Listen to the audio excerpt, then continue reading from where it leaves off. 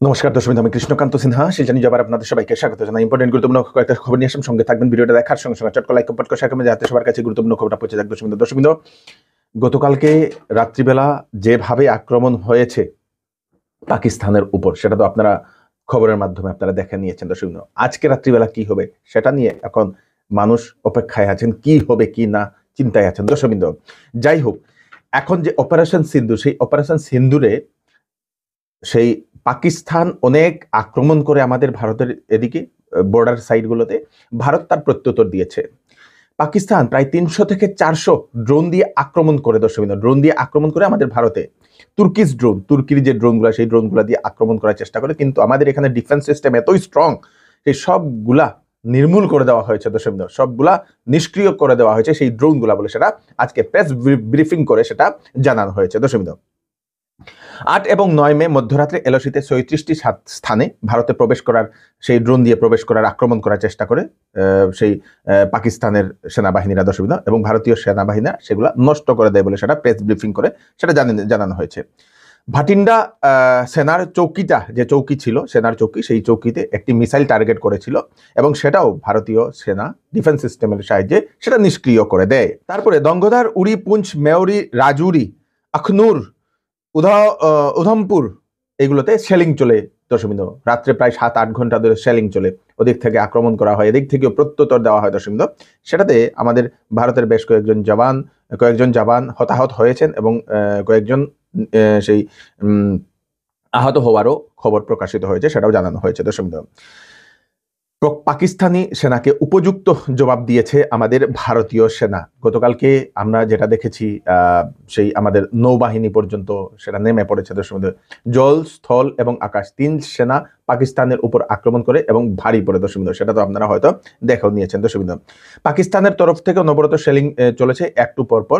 উরি সেক্টরে বিভিন্ন বাড়িঘর ধ্বংস করেছে বলে সেটা জানা গেছে। দর্শক, ধ্বংস হয়েছে গতকাল রাত প্রায় 7-8 ঘন্টা সেই শেলিং চলে। প্রায় 35 জন হতাহতের সেরকম একটা খবর আছে, মানে জানা গেছে, এরকম নিউজ চ্যানেলে দেখানো হচ্ছিল। দর্শক, গতকালকের শেলিংয়ে জানা গেছে অন্ধ্রপ্রদেশের একজন আর্মি জওয়ান মুরলী নায়ক 27 বছর শহীদ হয়েছেন বলে সেটা জানা গেছে এবং শ্রদ্ধাঞ্জলি আমরা অর্পণ করছি।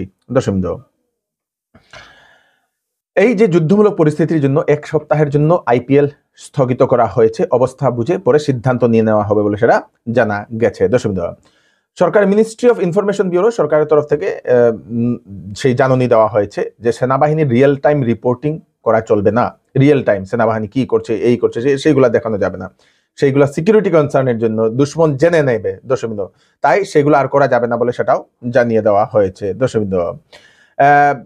আসামে 10 মে থেকে সকল বিহু অনুষ্ঠান বাতিল করার জন্য নির্দেশ দিয়ে দেওয়া হয়েছে। মুখ্যমন্ত্রী সেটা জানিয়েছেন যে এই যুদ্ধমূলক পরিস্থিতির জন্য আমরা আর এরকম আর কোনো ধরনের ফাংশন করবো না। 10 মে থেকে যত সময় অবধি এটা চলছে তত সময় অবধি মানে কোনো ধরনের অনুষ্ঠান করা হবে না। তার জন্য আমাদের আসামে যে এখন সেই 4 বছর উপলক্ষে অনুষ্ঠান হওয়ার কথা ছিল, সেই অনুষ্ঠানও বাতিল করা হয়েছে আমাদের আসামে। দর্শকবৃন্দ, সকল রাজ্যের মুখ্যমন্ত্রীদের জরুরি নির্দেশনা গৃহ মন্ত্রণালয়ের। দর্শকবৃন্দ, নিরাপত্তার জন্য সকল রাজ্যের মুখ্যমন্ত্রীকে জরুরিকালীন শক্তি প্রয়োগ করার জন্য বলে দেওয়া হয়েছে। যে সময় যে রকম শক্তি প্রয়োগ করা দরকার সেই রকম শক্তি প্রয়োগ করার জন্য অর্ডার দিয়ে দেওয়া হয়েছে। জরুরিকালীন পরিস্থিতিতে যদি কোনো ধরনের এদিকে সেই জরুরিকালীন পরিস্থিতি হয়, তাহলে যে কোনো সেই পদক্ষেপ নিতে পারবে রাজ্য সরকার, তার জন্য পারমিশন দিয়ে দেওয়া হয়েছে। দর্শকবৃন্দ, আমাদের শিলচরের একজন যুবক লাভ ইউ পাকিস্তানের পোস্ট শেয়ার করে গ্রেফতার হয়েছে। যুবকের নাম নাসিম লস্কর। তার বিরুদ্ধে এফআইআর দর্জ করা হয়েছিল, পরে পুলিশ গতকালকে সেই যুবককে গ্রেফতারও করেছে বলে সেটা জানা গেছে। দর্শকবৃন্দ, সবার জন্য একটা সতর্কবাণী, সবাইকে এটা নিশ্চয়ই পাঠিয়ে দেবেন। দুশ্মন দেশ যে কোনোভাবে এখন সাইবার অ্যাটাক করার চিন্তা চেষ্টা করছে এবং সেজন্য আমাদের ভারতবর্ষের বিভিন্ন ভিডিওর নিচে ওরা লিঙ্ক দিচ্ছে বা যে কোনো ভিডিও পাঠাচ্ছে আপনাদের হোয়াটসঅ্যাপের মাধ্যমে, তাহলে কিন্তু আপনারা সেইগুলাতে ক্লিক করবেন না। কোনো ব্লু লিঙ্ক, অচেনা ব্যক্তির কোনো ব্লু লিঙ্কে আপনারা ফেসবুকে ভিডিও দেখছেন, ইনস্টাগ্রামে ভিডিও দেখছেন, ইউটিউবে ভিডিও দেখছেন, কমেন্টে আপনাদের সেরকম কিছু লিঙ্ক দেওয়া হয়েছে, এরকম কোনো ধরনের লিঙ্কে আপনারা ক্লিক করবেন না। বাইরের যদি কোনো ধরনের নম্বর যেটাতে আপনাদের +92 অথবা 0 দিয়ে আননোন নাম্বারে যদি ফোন আসছে, তাহলে রিসিভ করা থেকে একটু সতর্ক থাকবেন। পোস্টটি সবাইকে আপনারা নিশ্চয়ই পাঠিয়ে দেবেন যাতে সবাই সতর্ক থাকতে পারে। হজ যাত্রীদের জন্য সুখবর। শিলচরের ফাটকবাজারের চৌধুরী টেক্সটাইল এইবার সমস্ত হজ যাত্রীদের জন্য সমস্ত হজের কাপড় বিনা মুনাফায় ওনারা বিক্রি করছেন। তাছাড়া দেওয়া হচ্ছে বিবাহের কাপড়ে 20% পর্যন্ত ডিসকাউন্ট। 7,999 টাকার কেনাকাটা করলে পাবেন আকর্ষণীয় গিফট এবং 14,999 টাকার কেনাকাটা করলে পাবেন আকর্ষণীয় গিফট। চৌধুরী টেক্সটাইল, ফাটক বাজার, শিলচর। তাড়াতাড়ি চলে আসুন। ওয়েডিং সিজন উপলক্ষে শ্যামসুন্দর জুয়েলার্স আপনাদের জন্য নিয়ে এলো HUID সার্টিফাইড হলমার্ক গহনার নিত্য নতুন কালেকশন এবং সঙ্গে পাচ্ছেন সোনার গহনার মজুরির উপর 40% ছাড় এবং ডায়মন্ডের উপর 15% ছাড়। এছাড়াও এখানে পাবেন পুরাতন সোনার বিনিময়ে নতুন গয়না নেওয়ার সুযোগ। তাড়াতাড়ি চলে আসুন Shyamsundar jewellers, central road, Silchar. Blackout কি? ব্ল্যাকআউট হলে কি করবেন? ভারতবর্ষের বিভিন্ন জায়গাতে ব্ল্যাকআউটের ঘোষণা করে দিচ্ছে। দর্শক, হঠাৎ করে ব্ল্যাকআউট করতে পারে, আক্রমণ করার আগে সেই সতর্ক করে দিচ্ছে। দর্শক, তার জন্য ব্ল্যাকআউট, অন্ধকার হয়ে যাচ্ছে, সেই কারেন্ট থাকছে না। তো ব্ল্যাকআউটে কি কি করণীয়, কি করবেন, বাড়িতে কি রাখবেন সেটা আপনারা দেখুন এবং সবাইকে সেটা পাঠিয়ে দিন। ব্ল্যাকআউট হলে কি করবেন, কি জিনিস সংগ্রহ রাখবেন? প্রথমত শান্তিতে থাকবেন, আতঙ্ক না ছড়িয়ে পরিবারের নিরাপত্তার কথা চিন্তা করুন এবং পরিবারের নিরাপত্তাটা নিশ্চিত করুন। পরিবারের সদস্যগুলা ঠিক আছে কিনা সেটা আপনারা দেখুন, নিশ্চিত করুন নিরাপত্তা সঠিক জায়গাতে, ভালো জায়গাতে, নিরাপত্তা জায়গাতে আছেন কিনা সেটা দেখুন।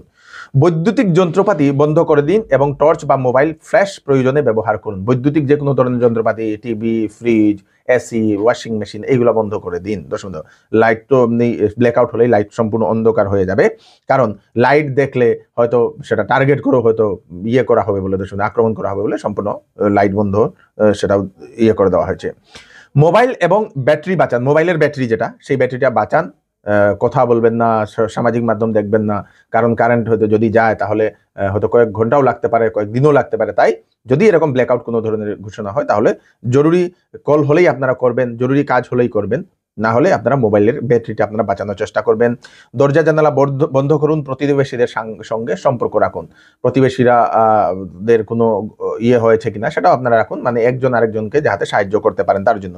লোডশেডিং যদি হয়ে থাকে তাহলে স্থানীয় প্রশাসনের সঙ্গে আপনারা যোগাযোগ করতে পারবেন। ঘরে কি রাখবেন যদি সেই ব্ল্যাকআউট যদি হয়? শক্তিশালী টর্চ, সঙ্গে এক্সট্রা ব্যাটারি আপনারা রাখুন। টর্চ রাখবেন, ব্ল্যাকআউট হলে তো অন্ধকার হবে, টর্চ রাখবেন আপনারা। পাওয়ার ব্যাংক রাখবেন সম্পূর্ণ চার্জ দিয়ে। মোমবাতি, দেশলাই, লাইটার এগুলো রাখবেন। পর্যাপ্ত পরিমাণে খাওয়ার জল আপনারা ঘরে রাখবেন। শুকনো খাবার রাখা দরকার ঘরে।